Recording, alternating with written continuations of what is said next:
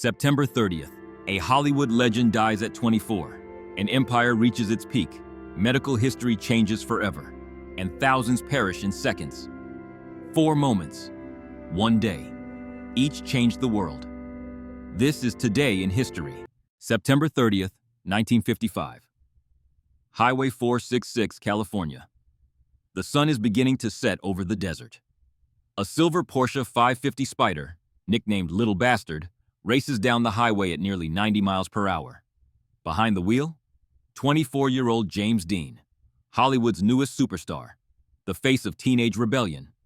Just months earlier, Dean had exploded onto the screen in Rebel Without a Cause. Critics called him magnetic. Audiences couldn't look away.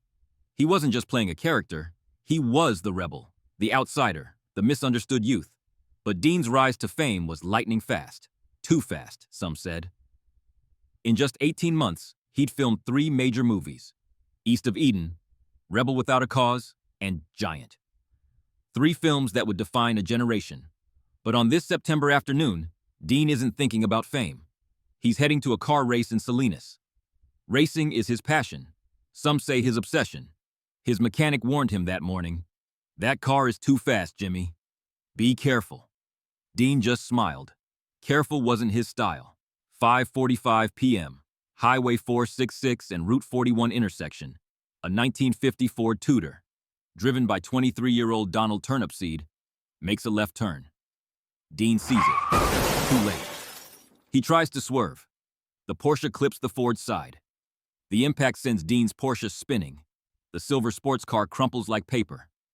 Dean's passenger survives with injuries. Dean's mechanic, following behind, rushes to the wreck. But James Dean, America's rebel, is dead on impact. The news spreads like wildfire. James Dean, dead at 24. His career, just 3 major films. Not even 2 full years as a leading man. His impact? It would echo for generations. Thousands of fans refuse to believe it. Letters pour into Hollywood studios addressed to Dean. Some fans insist he faked his death. Live fast, die young, leave a beautiful corpse. Dean never said these exact words, but he lived them. Today, nearly 70 years later, James Dean remains frozen in time. Forever 24. Forever rebellious. Forever the symbol of youth who burned too bright, too fast. His 3 films became classics. His image, the red jacket, the cigarette, the brooding stare, became immortal. September 30th, 1955. The day Hollywood lost its brightest star. The day a legend was born. Through death. Now, let's rewind 435 years earlier. September 30th, 1520. Constantinople, the jewel of the East. Inside the grand halls of Topkapi Palace, the Ottoman court gathers. The previous Sultan, Selim I, has died. The empire needs a new ruler. A 25-year-old prince steps forward, tall, dignified, with piercing eyes that command respect. His name, Suleiman. The European ambassadors watching whisper among themselves. Another young Ottoman prince. How long will this one last? They have no idea. This young sultan will become the longest reigning, most powerful Ottoman emperor in history. The world doesn't know it yet, but Suleiman will soon be called the Magnificent. When Suleiman takes the throne, the Ottoman Empire is already powerful, but he has grander ambitions. Within a year, he launches his first campaign. Belgrade falls in 1521. The gateway to Europe, now in Ottoman hands. Rhodes, the Mediterranean fortress held by the Knights Hospitaller for centuries, surrenders in 1522. European kings begin to panic. This sultan is different, aggressive, strategic, unstoppable. Suleiman marches on Vienna with 120,000 men. The heart of Christian Europe.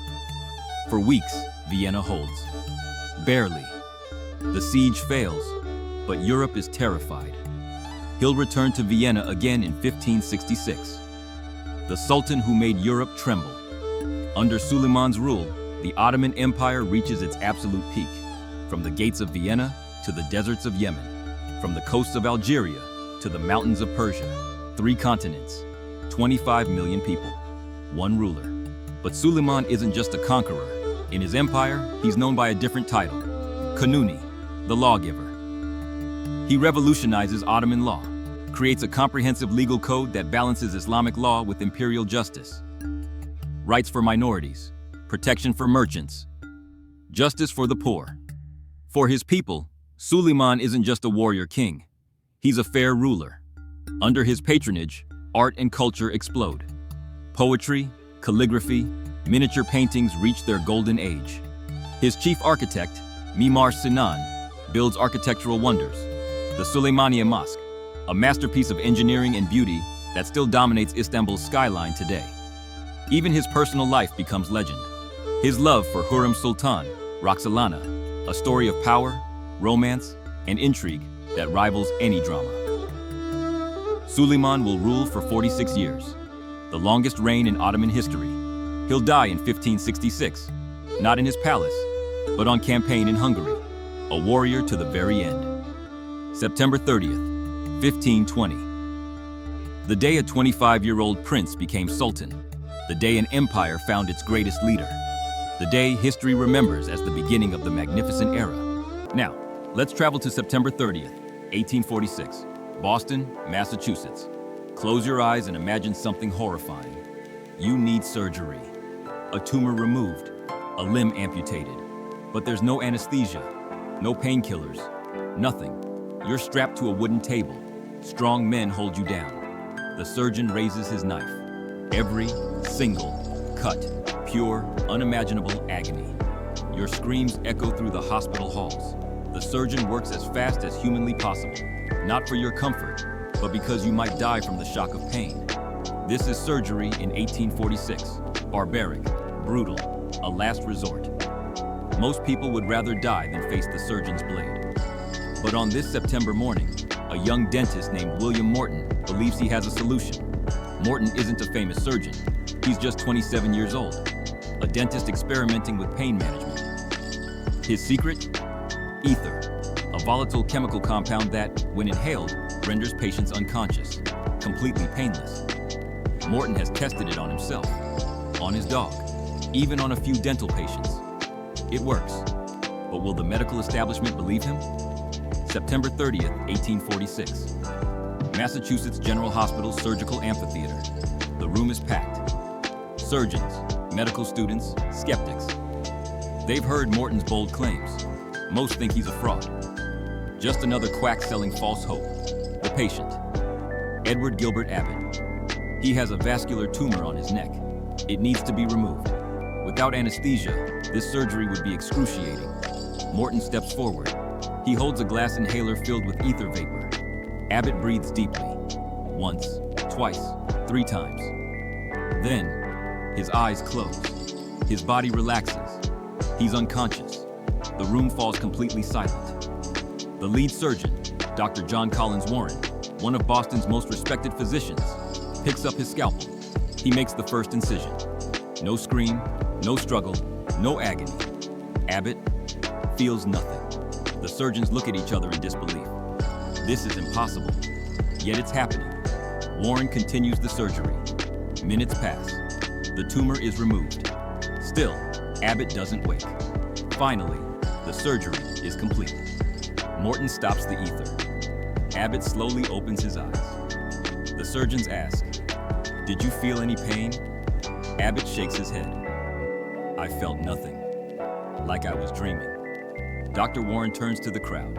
His hands are steady, but his voice shakes with emotion. "Gentlemen, this is no humbug." The room erupts. In that single moment, medicine changed forever. Within weeks, news spreads worldwide. Ether anesthesia, the end of surgical suffering. Before September 30th, 1846, surgery meant torture. A nightmare patients avoided at all costs.